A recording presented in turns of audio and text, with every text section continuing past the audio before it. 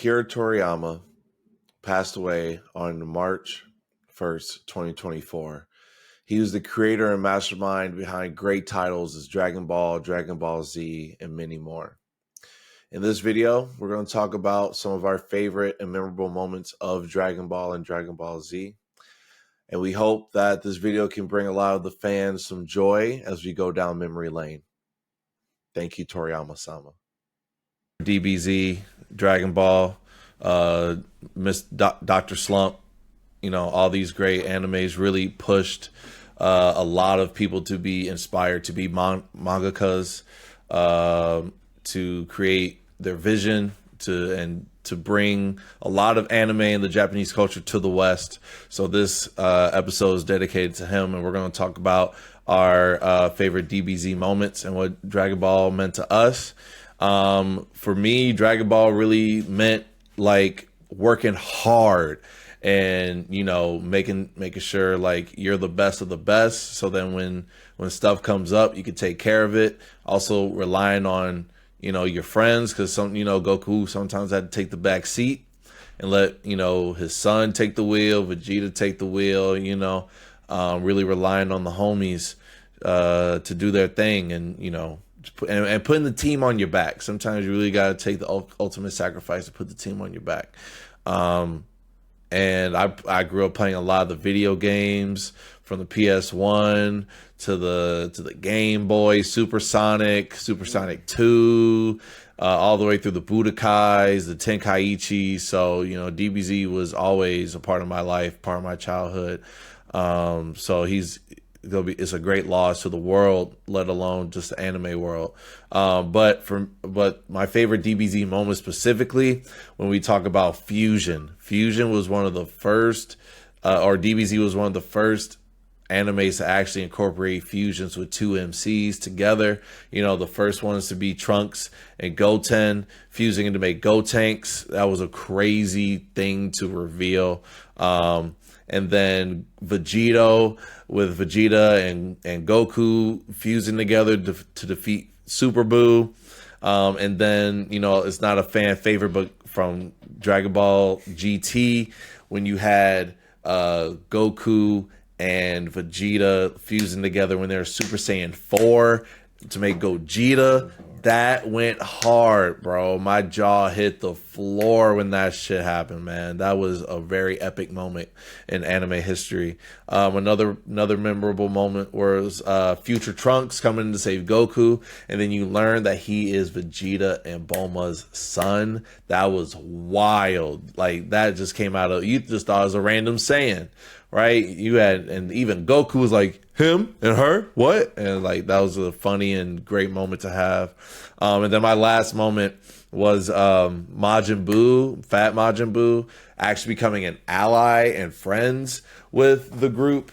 I just thought that was really, really cool. That was kind of like the first time that we see like a enemy character becoming friends with the MC group. And it's all, he's buddy with Hercule, and like they're having their own little thing. So that was really, really cool to see.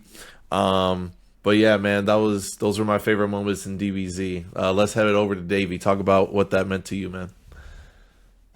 Oh man, for me, DBZ was really the intro to all things anime for me. My dad put me on, as kids, obviously we were in the cartoons and shit like that, but Dragon Ball Z was just a whole nother level of cartoon, I guess. You didn't know exactly it was an anime. Right. You just thought it was kind of like your Batman and Supermans on Cartoon Network, but it's exactly completely different.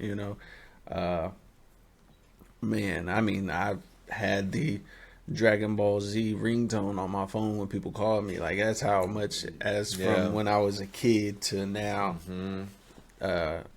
Some of y'all may remember it's the rock and roll anthem from like the early 2000s, pretty much. But shit, man, it's just something that me and my brothers and my dad all did together.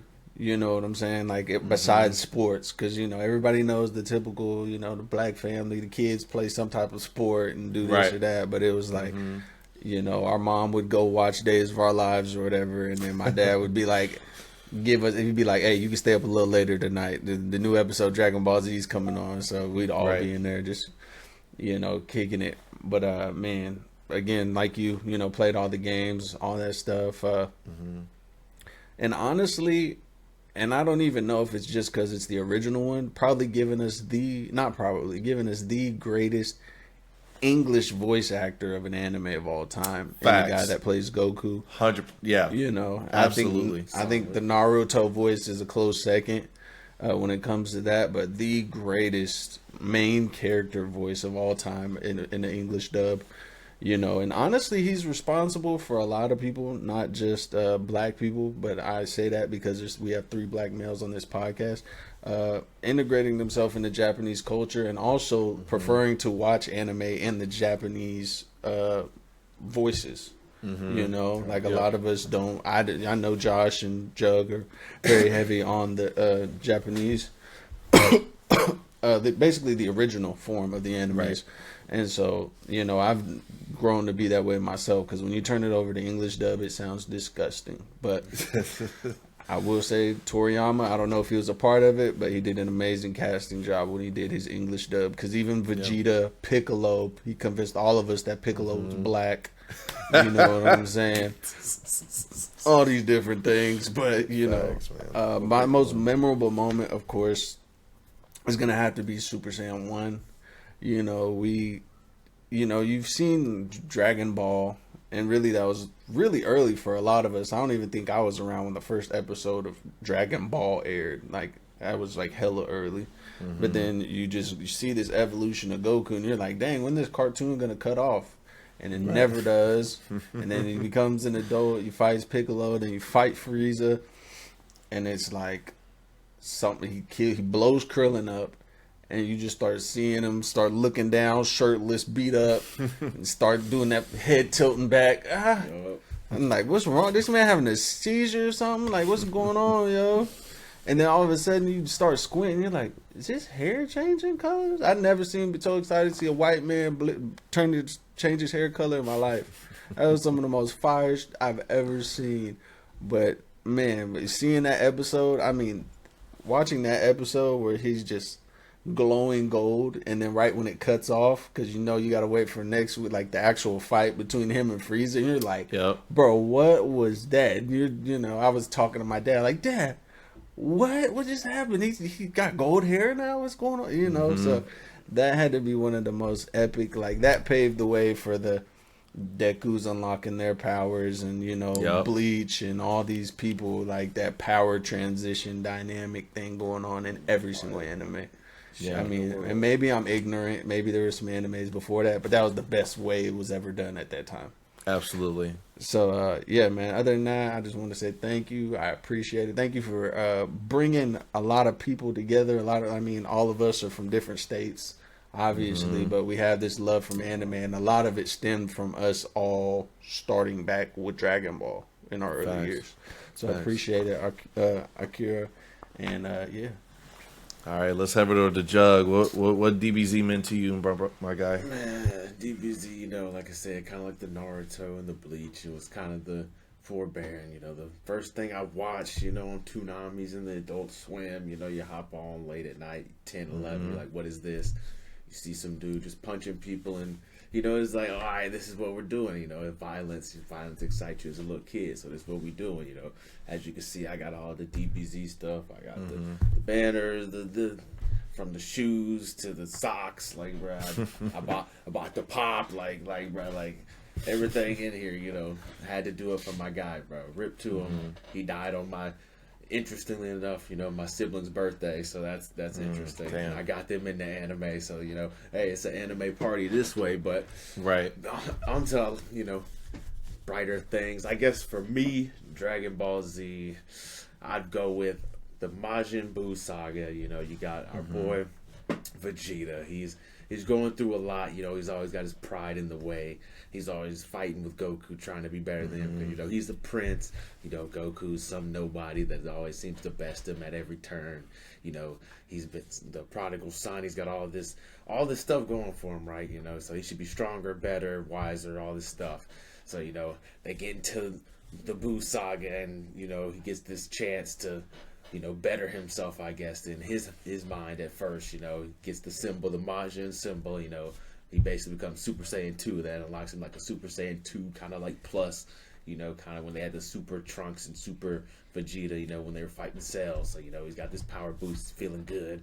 So now, he might want to turn on everybody. He's like, all right, now I'm just going to go back to, when I first came, I'm killing everybody. Goku, you're not my friend. I could take you. If I could take you, I could take everybody. So now my boy's got to do a redemption arc.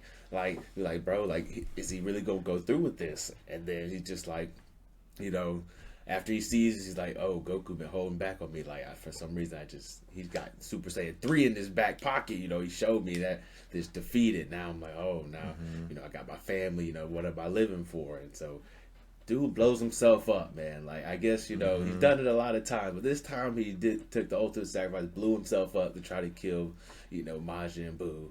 It didn't work, but I mean, it's the thought that counts. It's the thought that counts. Boo just kind of laughed it off, like, what just happened? But it's the thought that counts. My man did it for the greater good. Finally did something for his son instead of just let him get clapped and watch it. You know what I'm saying? But hey, he was a better dad than, I guess, Goku. At least he raised his son. I mean, he was training. He trained him hard. But hey, it made him a better person as well. So I'll take that as my Endeavor 1.0. Oh God! You got Vegeta 2.0. He had to work on it, man. This is the better him, bro. Trunks, even though he's the name of some some underwear, but I mean they could have came up with something better. But it is what it is. And then I guess you got if you watch up to Super, if you stayed hip to Dragon Ball, you got the Ultra Instinct. Everything is about to end. Tournament of Power. You got Jiren, unstoppable. He's not even powering up, just beating up everybody. And then you got Goku, who's been beat down about 3 times. I can't lie in this fight. Dude been beat down 3 times. Goku always want to play around. He can't take nothing serious. He been beat by like Kefla because he wants to just be Super Saiyan 1, try to teach him how to transform. Like, I ain't never seen nobody want to teach your enemies how to beat you, and then you like, all right, now let's do it. And then, but you still got to fight some dude that nobody can even touch, bro. Like, you tripping, dog. You ain't got no sensu beans, like nothing like that, bro. Like, what are you doing? You got Master Roshi out here capturing people. Like, come on, dog. Like, you put people out on the line. But hey, my man, he finally mastered the Ultra Instinct, and hey, he's heated up. He can't be touched. Their auras clashing, the whole scenery's changing. They got it going from red to blue, and the universe can't even handle what's happening. Just the pressure of what's going on. They clash and they battle, and you got Goku throwing Kamehamehas that would split like the universe. You got Jiren out here, I don't even know, just screaming low key, and just like he ain't throw no ki blast. He just screaming and punching, but. I mean, he meditates, I guess, that's how he gets strong, he like Popeye, you gotta pop the spinach, baby. He's Himothy, but hey, he won in the end, saved the universe, and they brought everybody back, and luckily Zeno was like, if y'all didn't do that, I was snapping everybody away anyway, so, hey, everything ended for the best, for the better in the end. The only thing I want to put, obviously, with his passing, I want to say if they would have ended it, because I don't know what it was. It probably should have went into our emotional episode from the one before, but that when Jiren or Goku and Frieza are fighting Jiren and Goku can do nothing but go to Super Saiyan 1 in that fight the whole time because he's so worn out, but him and Vegeta tag team and sliding down that mountain. Vegeta's like, throw me, monkey! And he launches, and they just start going to work. That combination tag team, that tag team was crazy. Bruh. That was definitely one you did not expect at all. And it was in sync. It was like they've been fighting as teammates forever, and it just went. Just seeing like him and Frieza when they were side by side throwing the punches and stuff like that. Goku's hair keeps going from black to gold, black to gold, black to gold. Like, oh man, if they would have ended it right there, like that full circle moment, one of the most beautiful things in Dragon Ball Z history, easy. Yeah. Well. That was the great moments that we just touched on. Last thing I want to say is that Dragon Ball Z really just influence and continue to influence animes throughout the world. And just like we're going to touch on in next episode with Solo Leveling, they did a Dragon Ball Z Easter egg, which was amazing. It was crazy timing, honestly.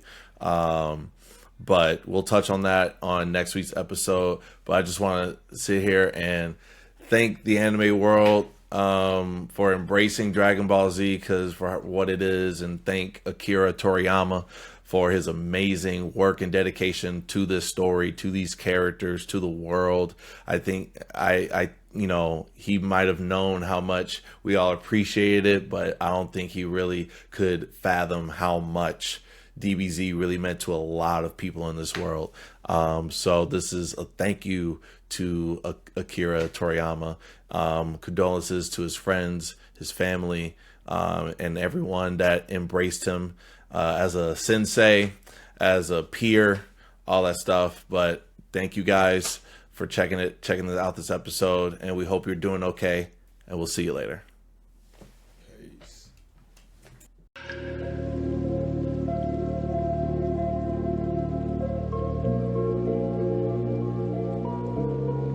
Vegeta, thanks. For what? I should be thanking you, Kakarot. Nah, what do you mean? I loved every minute.